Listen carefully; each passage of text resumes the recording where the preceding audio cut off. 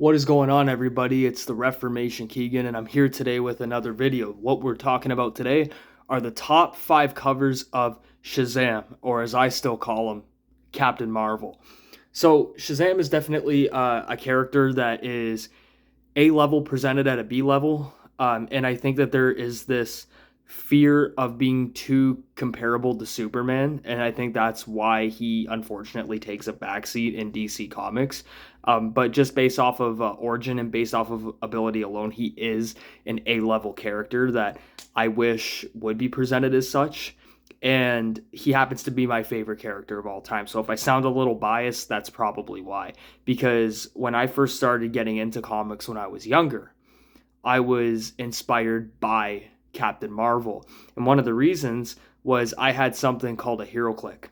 If you've never played hero clicks, it's kind of like chess from what I'm told, but with obviously with powers and cards and things of that nature. I've never played it, but when I was younger, I collected them because they look like mini figures to me, and I'm eventually going to learn how to fully play the game because it's making a bit of a comeback, and people are starting to play it again. So it's inspiring me to play. And plus, I was a little too young to play at the time that HeroClix had rose to prominence, which was 2000s, early 2010s. So better late than never. But this started the genesis of my fascination with Captain Marvel because I had the HeroClick where it had little Billy Batson standing in front of the adult version of himself and in the Captain Marvel pose. So I became very fascinated with Captain Marvel since then. And then once I started reading comics again, after a while, I started reading more on Shazam. And I wanted to know more, and I wanted to read a lot of the Wiz comics, which aren't easy to get, but I do have trades for, which I will share one day. But I wanted to talk about the top 5 Captain Marvel covers I have in my collection right now. So it's not top 5 covers of all time because I don't have all of them, but the ones that I think mean the most in my collection.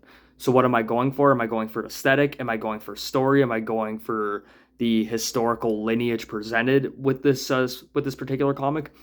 All of the above. It's every single aspect of it. Some covers are more aesthetic than others, and others have a bit more of a historical significance. So it's a bit of a smorgasbord, because I believe that each of the factors that I'm discussing have relevant importance, to why I'm deciding on these particular 5 covers. So let's get started. So this is no order. It's just the best 5. So first we have Shazam number 2. This is the original issues that DC published after they bought the rights to the character from Fawcett, and this is released in 1973. I still don't have book 1. I had the chance to get it, but it was in really bad condition. So I kind of passed on it, and part of me regrets it, but also I'd like to have one in decent condition.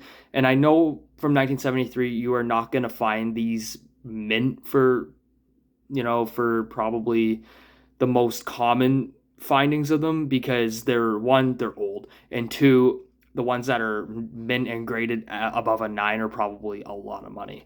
But my goal is to collect all of these.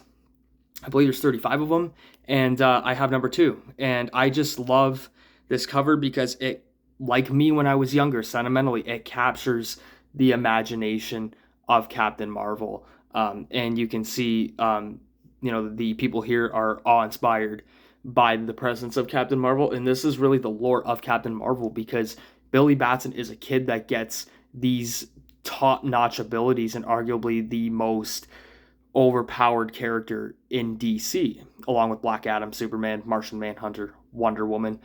So it's a sense of relatability that this cover brings to me, and that's why it's on this list. And plus, two, based off a historical lineage, I felt like I had to have it in here. So that's why we're starting with Shazam number 2. And speaking of the Shazam series, we also have another one from Shazam 9.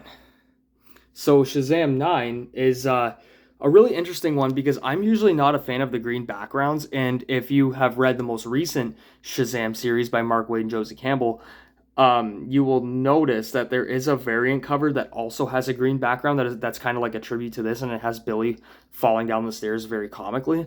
And one of the charms of Captain Marvel is the cheesiness. of the character, but I think nowadays the character's overly cheesy, which I don't like. I still think there needs to be a bit of seriousness with the character, and I also think that they don't really capture the wisdom of Solomon as much as they should. So that's just a minor criticism. But I love this cover because it does capture that cheesiness that you would want in a Captain Marvel story, just not all the time. So see, we have the monkey here, and he's going Yudi Tootie, and Cap is going, holy moly, am I me or am I you? And then we got a little appearance from Freddie Freeman here, and I love Captain Marvel Jr. To me, one of the most underrated characters in DC, and I wish they marketed him better and we could have a little mini solo series. But I digress because I think this cover is awesome just based off of the comedy factor alone.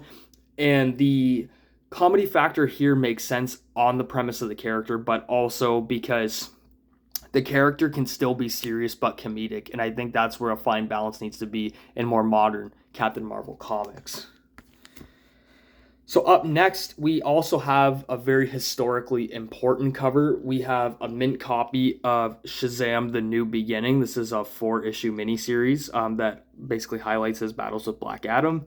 And I think the cover is incredible, and it's actually very reminiscent to the Hero Click that I had, because you have the young Billy Batson standing in front of the adult version of himself. So I really like this cover. The cover's great, but also the story is awesome as well. This is a very, very good Captain Marvel story. In my opinion, it's actually in the Mount Rushmore of Captain Marvel stories, because you understand the genesis of his issues with Black Adam, and I think it serves a good purpose, and it also has a connection to the Legend series that most of you are probably familiar with. So I love it because this is a very historical book, and it kind of gives you a new interpretation of Captain Marvel while sticking to the original roots. All right, and this choice now is based off of pure aesthetic, and it might be recency bias, but I think this is one of the best Captain Marvel covers that has ever been done. We have Shazam number 20 with him and Mr. Mind. And Mr. Mind is another very overlooked villain in DC that I wish was explored more. Same thing with Dr. Sivana. I think these are two characters that they're kind of stuck in the vortex of Captain Marvel, and they don't really get to branch out as much as they should, but they really should be at the top of the villain rogue list of DC. Anyway, I think this cover is absolutely brilliant. You can look at the reflections at the bottom. You can even look at how Captain Marvel is illustrated, and it looks exactly like him. Kind of gives me a little bit of flashbacks to Shazam Power of Hope. And if you haven't read Shazam Power of Hope, I highly recommend reading it. In my opinion, in the top 3 Shazam stories of all time, and some people even have it as their best. But this cover to me does it. It ticks all the boxes, and aesthetically it just looks amazing. So I felt like I had to have it. And truth be told, I had a really difficult time making this list because I have a lot of Shazam covers. And I might actually do a part 2 for Shazam covers along with Superman, because I had a hard time picking a lot of the Superman covers too. So I think I might do a part 2 for these because I still have a whole bunch more that I'd like to discuss. Last but not least, though, as you can probably see right here, we have JSA 73. We have the Alex Ross illustration of Captain Marvel, and to me this is a masterpiece.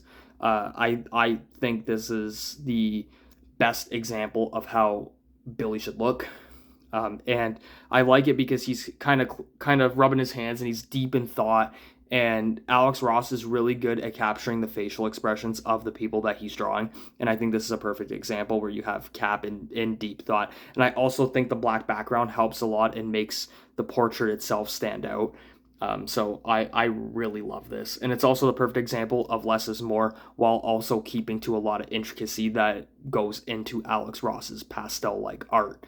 So because Alex Ross draws with pastel, I think there's a really nice like reflection theme that you can see with this. And he's in my opinion the greatest artist. And there's a lot of good artists, but I think Alex Ross is at the top.